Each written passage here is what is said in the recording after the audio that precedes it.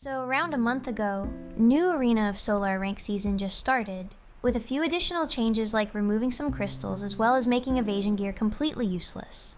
And they also kind of cut off some of our damage reduction stat as well, in exchange for adding around 10k HP or so onto our character to balance it out. This helps with not getting blown up in 2 seconds while standing comparing to last season. I mean, you still get blown up standing, but it kind of happened less than before. As for Succession Sage, he's down horrendously this season due to one single reason, which is his Rift Chain nerf that changed from 4 seconds cooldown to 7 seconds.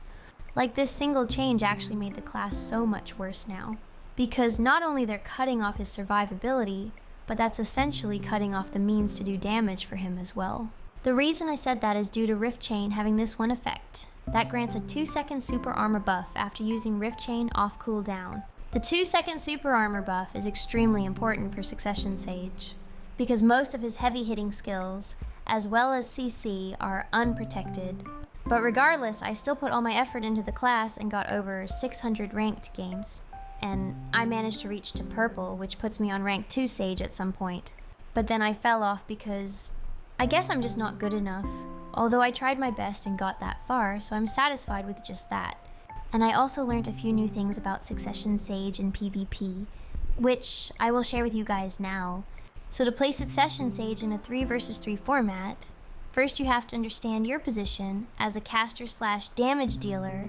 When you get to like red rank or above, there will be more people who knows how easy it is to just chip damage a Sage or grab, which will kinda result in the enemy team focusing you and chase you to death. And your job as a caster is to remain untouched. Doesn't matter if your teammates needs peel or not. Your #1 goal is to not get ran down and losing health, because Succession Sage's main weakness is stamina. And in this meta, you will run out of stamina before your enemy does as a Sage. This is very important because you have to make your enemy believe that they cannot catch you, and their attention will divert to your other teammates instead. It's okay if you can't do any damage or CC for the first 30 seconds. As long as you keep your health and a decent amount of stamina as well as not getting caught, you can win the game. The key here is to either play very close to your teammates because Sage is strongest when fighting in groups, or you have to tell your teammates what your class does and that they should be playing around you. I have a copy pasta that I put in chat every time I got into a match, which says, "I'll be focused as a Succession Sage. I have very limited stamina. Please peel for me or play around me. My class is strongest when fought in groups, and all my AoEs do a CC."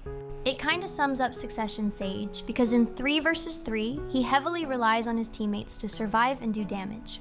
And for better stamina management, you have to keep your Rift Storm, Void Eruption, Abyss skill, and Void Gateway cooldowns in check, because those are your most reliable protected skills to make sure you don't randomly get caught, while trying to regain your stamina in between Rift Chains. One important thing is that when you are against a warrior in general, or a Succession Zerg, you absolutely have to keep your distance if you do plan to use Dimension Compression, Void Gateway, and Rift Storm when they're focusing you, because their gap close is instantaneous, and you can get grabbed immediately. So sometimes it's okay to not be able to hit those classes with Gateway if you accidentally use it while they're going at you. However though, if you have good ping or FPS, you can just use Spear Bolt after any of those skills if you're too close to one of those grab classes. And it's even better if you manage to hit them with Spear Bolt and teleport way behind them, because most people will go forward to scare you with a grab attempt, so you can travel an extra distance by using it to your advantage. And this is my personal opinion, but I don't encourage anyone to use Dimension Compression in a combo situation or as an offensive skill, because it's stationary and exposes you to back attacks as well as grab attempts. If you want to do a protected combo, Form Shift and Spatial Fissure are safe and do way more damage than Dimension Compression. And I also suggest putting Critical Chance on Spatial Fissure, because sometimes you won't get to proc your crit add-on before someone got caught and you have to dump damage on them. Another fun fact is that Spatial Fissure casts 2 times faster than Dimension Compression, and deals nearly the same damage as well on top of being able to mouse move it. In some matches, there will be a certain break period when teams regroup before attacking each other again, or when people pauses for a bit to regain their resources and whatnot. And when that happens, you can use Energized Thorn, which is a fully protected forward guard skill that has insane range. and it does more damage than Void Gateway as well. Automagia also does a lot of damage with a massive range, but it has a long animation, so you can also use it next to Energized Thorn to hit everyone else while they're being passive. It's also a great skill to hit airborne targets such as Lon or Deadeye when they're trying to retreat. Form Shift into Rift Chain is actually our fastest burst movement, so if you are low on health and needs to escape, you can do that to trick your enemy into thinking they can't catch you at that moment. And when you are being chased by a grab class, try not to spam Rift Chain away from them, because it will be super obvious that you are trying to run away in that direction.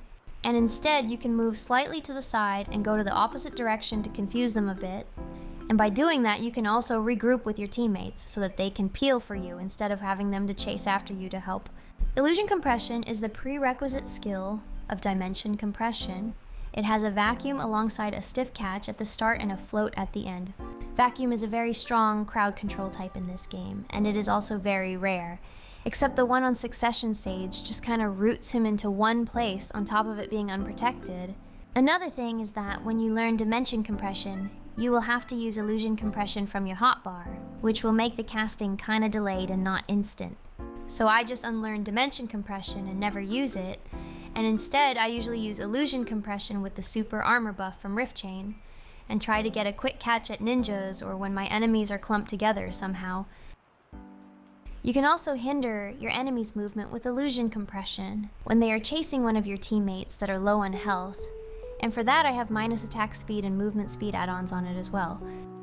As for crystals, I usually use a lot of stamina crystals, because I always use my E buff at the beginning of the round, so having more stamina will give me a head start to Rift Chain a lot and get more damage in with the buff.